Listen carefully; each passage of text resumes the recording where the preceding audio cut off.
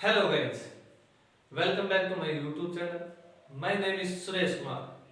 आज हम English grammar के टॉपिक टेंस के बारे में बातें करेंगे कि टेंस का यूज हम कहाँ कहाँ कर सकते हैं या फिर टेंस का यूज करने के लिए हमें कौन से बेसिक नॉलेज होने की जानकारी आवश्यक है।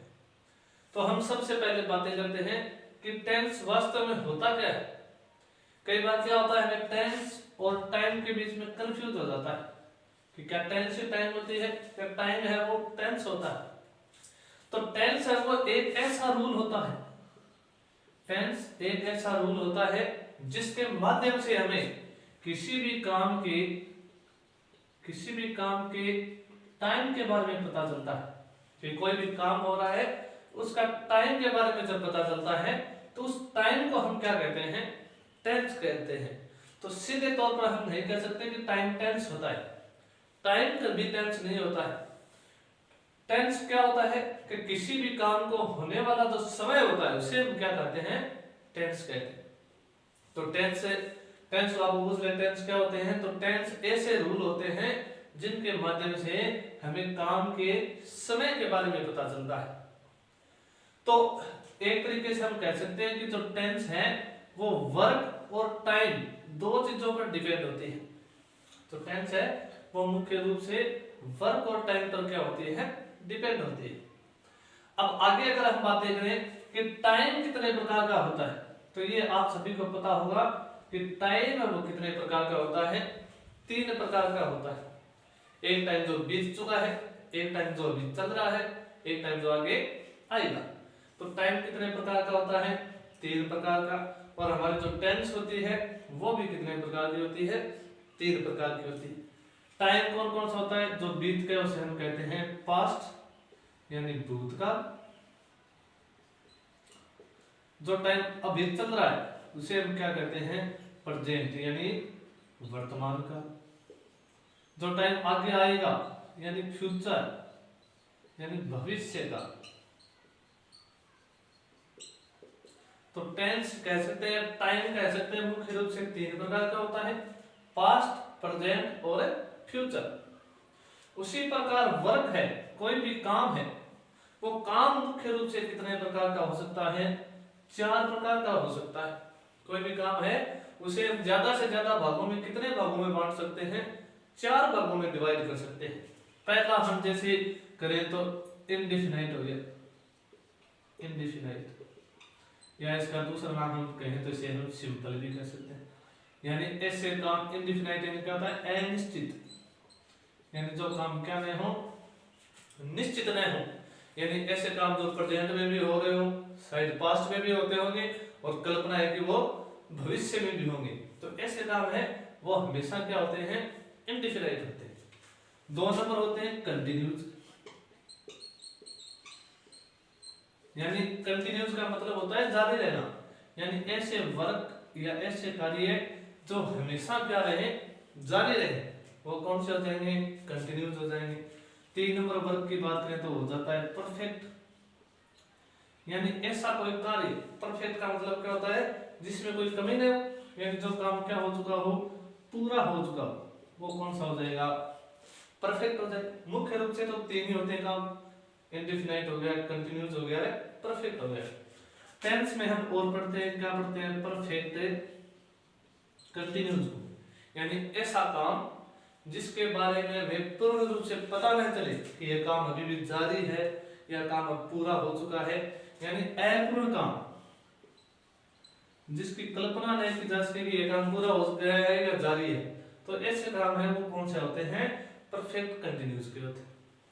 तो टेंस है वो कितने प्रकार की होती है, 3 प्रकार की, पास्ट, प्रेजेंट और फ्यूचर।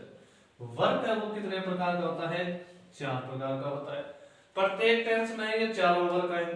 पास्ट पढ़ेंगे तो पास्ट में 4 आएंगे, प्रेजेंट पढ़ेंगे तो प्रेजेंट में 4 आएंगे और फ्यूचर पढ़ेंगे तो फ्यूचर में भी यही काम आएंगे। आगे अगर हम बात करें सेंटेंस की, तो सेंटेंस कितने होते हैं, क्योंकि हमें इंग्लिश में क्या है, सेंटेंस का निर्माण करना, बिल्ड करना हमें जरूरी है। तो सेंटेंस है वो मुख्य रूप से कितने होते हैं, 4 प्रकार के होते हैं। सेंटेंस में कितने प्रकार के होते हैं, 4 प्रकार के। पहला होता है उसमें अफर्मेटिव, अफर्मेटिव या इसको पॉजिटिव भी कह सकते हैं। अफर्मेटिव को कहते हैं सकारात्मक वाक्य, सकारात्मक वाक्य। 2 नंबर हो गया नेगेटिव, नेगेटिव यानी नकारात्मक वाक्य। 3 नंबर हो गया इंटेरोगेटिव,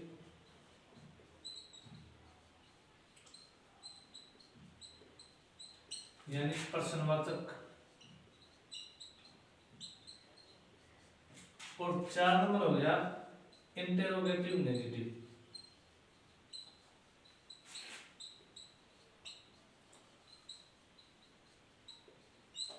यानी प्रश्नवाचक नकारात्मक।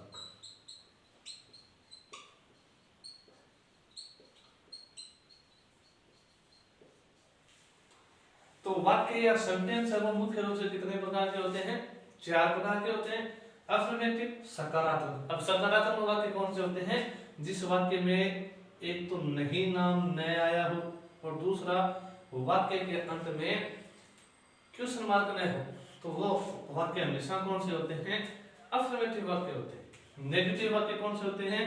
जिस वाक्य में क्या नाम आ जाए, नहीं नाम आ जाए, वो कौन से हो जाएंगे? नेगेटिव हो जाएंगे।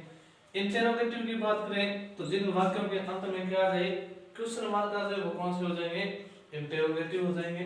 और इंटेरोगेटिव नेगेटिव की बात करें तो जिसमें नहीं नाम भी आ जाए और साथ में क्या आ जाए, क्वेश्चन मार्क भी आ जाए, तो वो कौन से हो जाएंगे? इंटेरोगेटिव नेगेटिव हो जाएंगे। जैसे हम आगे बातें करें तो सेंटेंस 4 प्रकार के होते हैं और कोई भी सेंटेंस बनाने के लिए जो मुख्य रूप से हमें आवश्यकता होती है वो किन किन की आवश्यकता होती है? एक होती है सब्जेक्ट की आवश्यकता होती है, एक हमें ऑब्जेक्ट की आवश्यकता होती है और एक हमें वर्ब की आवश्यकता होती है। इंग्लिश में हमें सेंटेंस को बिल्ड करना है तो उसके लिए मुख्य रूप से 3 चीजों की आवश्यकता जरूरी है। किस किस की? सब्जेक्ट की, ऑब्जेक्ट की और एक वर्ब की। सब्जेक्ट को कहा जाता है कर्ता, ऑब्जेक्ट को कहा जाता है कर्म, वर्ब को कहा जाता है क्रिया। ठीक है। अब कर्ता क्या होता है? कर्ता को कहते हैं काम को करने वाला। काम को करने वाला क्या हो गया? कर्ता हो गया। जैसे कोई काम है तो उसको जो करेगा उसे हम क्या कहेंगे? सब्जेक्ट। ऑब्जेक्ट है तो वो कह सकते हैं हमें क्या है? काम हो गया। कोई भी काम है, राम खेलता है तो क्या खेलता है, वो क्या हो जाएगा? ऑब्जेक्ट हो जाएगा। वर्ब है वो क्या है? क्रिया है। इस काम का होना या करना का होना पाया जाए उसे क्या कहते हैं? क्रिया कहते हैं।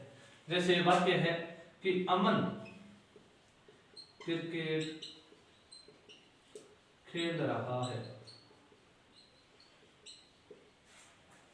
अमन क्रिकेट खेल रहा है, इसमें वर्ब हमारे पास होगी खेलना। अमन क्या कर रहा है? खेल रहा है, तो खेलना क्या होगी? वर्ब। तो खेलना इसमें हमारे पास होगी वर्ब। क्या खेल रहा है? क्रिकेट खेल रहा है, तो क्रिकेट हमारे पास क्या हो गई? ऑब्जेक्ट हो गया। क्या हो गया? ऑब्जेक्ट। क्रिकेट कौन खेल रहा है? अमन खेल रहा है, तो अमन हमारे पास क्या हो गया? सब्जेक्ट हो गया। अमन क्रिकेट खेलने का काम कर रहा है तो सब्जेक्ट हो गया। क्या काम कर रहा है? क्रिकेट कर रहा है, तो क्रिकेट ऑब्जेक्ट हो गया। खेलना हमारे पास क्या होगी? वर्ब होगी। तो सेंटेंस को अगर बिल्ड करना है तो उसके लिए सब्जेक्ट, ऑब्जेक्ट और वर्ब तीनों के बारे में हमें जानकारी होना आवश्यक है। अगर हम आगे बात करें वर्ब के बारे में तो वर्ब की 5 मुख्य फॉर्म होती है। वर्ब की फॉर्म कितने होते हैं? 5 फॉर्म होती है। वर्ब की फर्स्ट फॉर्म, वर्ब की सेकंड फॉर्म, वर्ब की थर्ड फॉर्म, वर्ब की फोर्थ फॉर्म और वर्ब की फिफ्थ फॉर्म।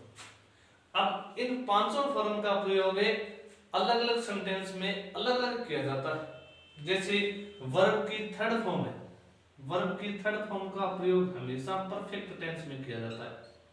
कोई भी टेंस हो, अगर उस वो परफेक्ट टेंस है तो उसमें हमेशा वर्ब की कौन सी फॉर्म आएगी? थर्ड फॉर्म आएगी। वर्ब की चौथी फॉर्म हमेशा कौन सी टेंस में आती है? कंटिन्यूअस टेंस में आती है। काम जारी हो उसमें हमेशा वर्ब की कौन सी फॉर्म आती है? चौथी फॉर्म आती है। अब आपको पूछ ले वर्ब की चौथी फॉर्म कौन सी होती है, तो वर्ब की फर्स्ट फॉर्म प्लस आईएनजी हो तो वो हमेशा वर्ब की कौन सी फॉर्म होगी, चौथी फॉर्म होगी। वर्ब की फिफ्थ फॉर्म हो तो वर्ब की फर्स्ट फॉर्म प्लस में एस या ईएस अगर जोड़ दिया जाए तो वो वर्ब की कौन सी फॉर्म बन जाती है, फिफ्थ फॉर्म बन जाती है। वर्ब की फर्स्ट फॉर्म सेम ही रहती है, वर्ब की सेकंड फॉर्म और थर्ड फॉर्म दो फॉर्म है वो आपको क्या करनी पड़ती है, याद करनी पड़ती है या रिमेंबर रखनी पड़ती है। अब अगर हम आगे बात करें कि कोई भी सेंटेंस अगर हमें दे दे और आपको पूछ ले कि इस सेंटेंस में टाइम कौन सा है, तो उस टाइम का हम पता कैसे लगा सकते हैं। टाइम का पता लगाने के लिए उस सेंटेंस में हमें क्या देखनी पड़ती है, हेल्पिंग वर्ब को देखना पड़ता है। कोई भी सेंटेंस हो उसमें हेल्पिंग वर्ब की मदद से हम उस वाक्य के टाइम का पता लगा सकते हैं कि ये सेंटेंस है वो कौन से टाइम का है। जैसे टेंस हमारे पास या टाइम हमारे पास कितने प्रकार का है, तीन प्रकार का, प्रेजेंट टेंस, पास्ट टेंस और फ्यूचर टेंस।